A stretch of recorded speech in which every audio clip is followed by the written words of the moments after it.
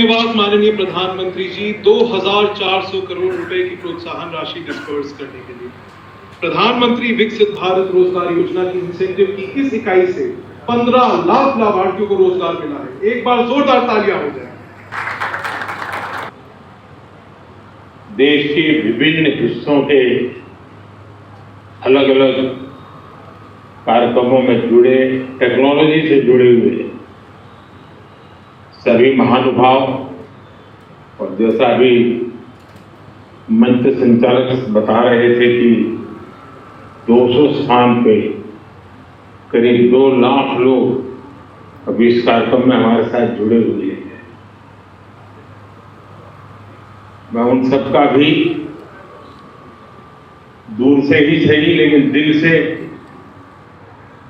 आप सबको मेरी शुभकामनाएं देता हूं। मैं आपसे कुछ ही घंटे पहले ही फ्रांस और स्लोवाकिया की यात्रा से लौटा हूं। G7 में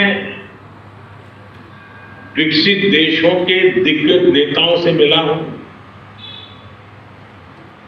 दुनिया आज भारत की युवा शक्ति की चर्चा कर रही है। सामान्य तौर पर सोचे जाने वाली रोजगार योजना से बहुत आगे बढ़कर पहली नौकरी पाने वाले युवा के सपनों को शक्ति देने वाली योजना है। यह युवा और उद्योगों के बीच एक मजबूत सेतु बनाने वाली योजना है। साथियों, आमतौर पर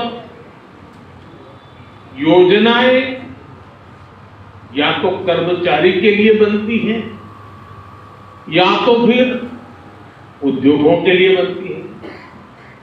लेकिन ये एक योजना ऐसी है, इस योजना में भारत के सामर्थ्यवान मेरे युवा, समृद्ध युवा भविष्य की ओर और उद्योग विकास की ओर, और इन दोनों को साथ लेकर चलती है। और जो संस्थान नए रोजगार का सृजन करता है, सरकार उनका भी उत्साह बढ़ाती है। हमारे यहां पहले कुछ नियम व्यवस्था ऐसी थी कि लोगों को बड़े होने में थोड़ा डर लगता है। बड़ा हो जाऊंगा तो मैं ये बंधनों में फंस जाऊंगा, तो उसको लगता था छोटा ही रहना अच्छा है। और कभी बड़े होने की संभावना उसको लगता है ऐसा करो एक दूसरा छोटा और कर दो।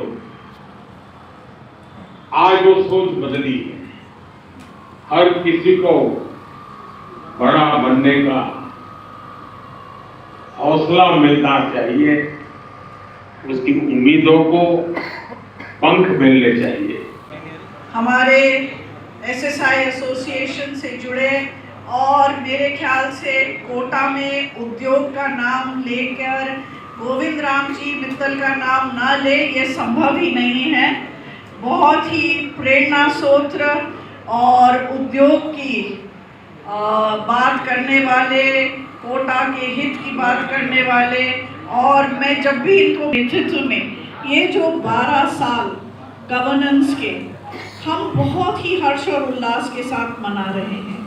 आपने जगह जगह देखा होगा कि प्रधानमंत्री के 12 वर्ष सुशासन के, कुशल नेतृत्व के, और अनेक ऐसे होर्डिंग, पोस्टर, बैनर, एडवर्टाइजमेंट। और मैं आपसे कहना चाहती हूँ कि आप सिर्फ एक कैंपेन की तरह मत देखें, खुद अपने आप से पूछें कि 12 साल पहले भारत कैसा था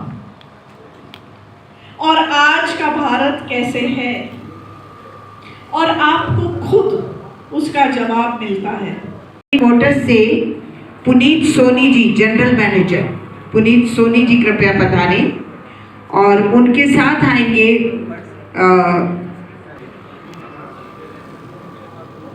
एम्यूश टेक्नो सॉल्यूशंस पिक्सेल्स की तरफ से नेहा रहे तो कुछ ऊर्जा संचरित होती रहेगी, बच्चों का भी उत्साह बढ़ेगा। Very nice, lovely. And the next Nikhil Prajapati.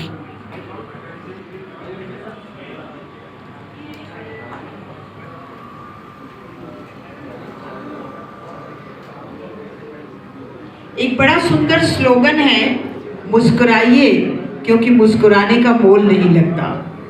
सोचिए अगर आप फोटो में उदास, परेशान, निराश नजर आएंगे तो कितना खराब लगेगा। सो मुस्कुराइए और आप लोग प्लीज तालियां बजाइए। Thank you.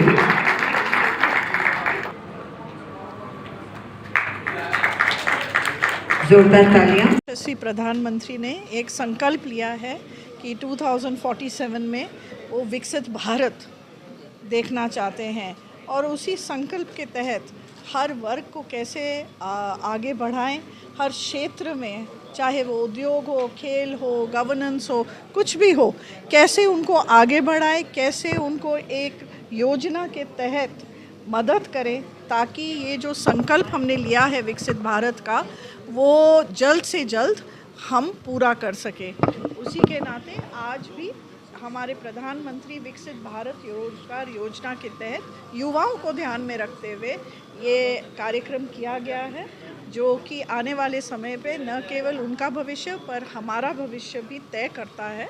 उसके माध्यम से हम यहाँ सब इकट्ठे हुए हैं। महिलाओं के लिए क्या विशेष इसमें है कुछ?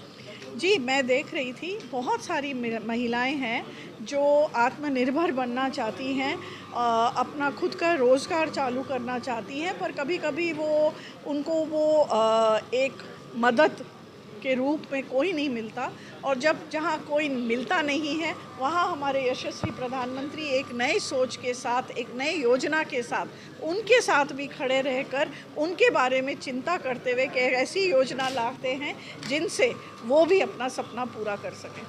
भारत रोजगार योजना का आज भव्य कार्यक्रम में आयोजन हुआ, जिसकी मुख्य अतिथि माननीय कल्पना देवी महोदया मैम ने किया और बहुत ही भव्य और सफल प्रोग्राम रहा। इसमें जो हमें युवा शक्ति है, जिसे हमें देश को आगे लेके जाना है, उसके अधिकार के साथ साथ उसके कर्तव्य से बोध कराया गया।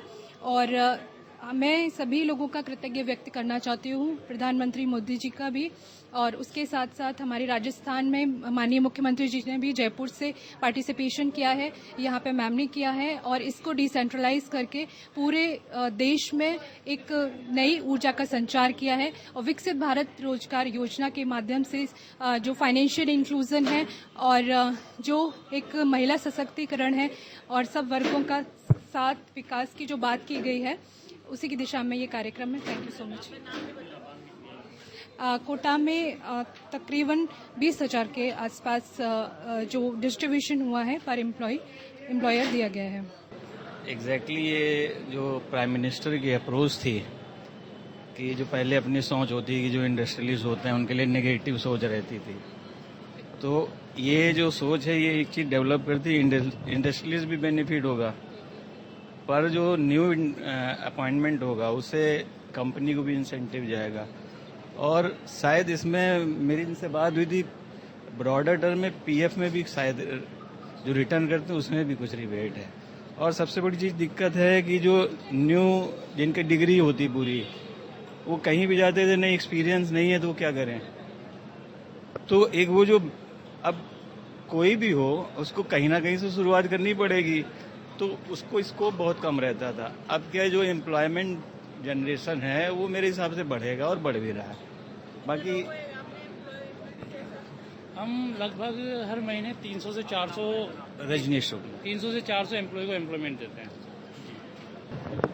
प्रधानमंत्री विकसित भारत रोजगार योजना के अंतर्गत जो न्यू जॉइनर्स मेरी कंपनी में ज्वाइन हुए हैं अमर पंजाबी के अंदर, आज इस प्रोग्राम के माध्यम से लाभान्वित हुआ है, एज वेल कंपनी को लाभान्वित हुआ है। तो मैं